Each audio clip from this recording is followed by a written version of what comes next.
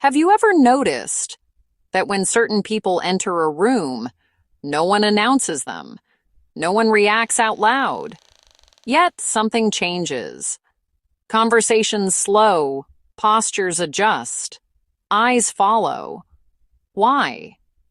What is it about some individuals that commands respect before they ever speak? Because this isn't charisma, it's not confidence tricks, and it's not intimidation. It's psychological, and once you see it, you can't unsee it. Most people believe respect comes from talking, from explaining, from proving, from performing. But the brain decides respect before words arrive. It asks, is this person stable? Are they reactive? Do they know who they are? And those judgments happen instantly.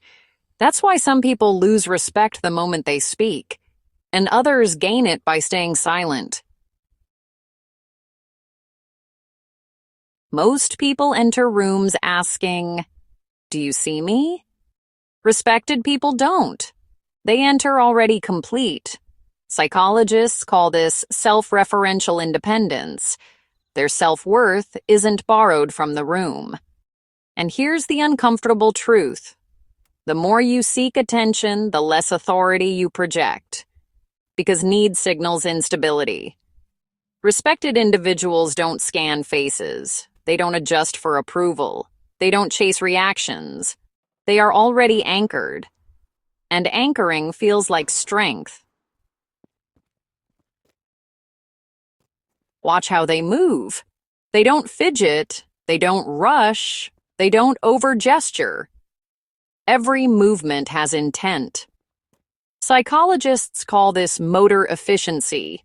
The brain associates unnecessary movement with nervous energy. Stillness, on the other hand, signals control. That's why leaders, surgeons, and elite negotiators all move the same way. Slow, grounded, minimal. They let others burn energy. Most people fear silence. Silence feels awkward. Silence feels exposed. So we rush to fill it. But respected individuals don't. They let silence expand. Neurologically, silence creates tension. The brain wants resolution. So when someone stays quiet, others begin projecting meaning onto them. Depth, thoughtfulness, authority. That's why the quietest person often feels like the smartest. Not because they know more, but because they speak last. Watch how they handle disrespect, interruptions, challenges, subtle tests. They don't snap, they don't defend, they don't escalate. And that unsettles people. Because emotional reactivity signals loss of control. Psychologists call this affect regulation. The calmer someone remains under pressure, the more powerful they appear. Not aggressive, not dominant, unshakable. You can't destabilize what won't react. Unpredictability creates anxiety. Predictability creates trust.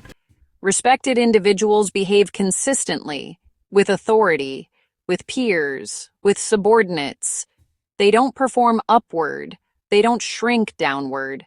This creates psychological safety. People feel at ease around them. And humans respect what feels stable. Respect doesn't grow from fear. It grows from safety. Most people measure themselves externally. Praise excites them. Criticism destabilizes them. Respected individuals don't. Their standards are internal. They know what they tolerate, what they value, what they won't compromise. So approval becomes optional.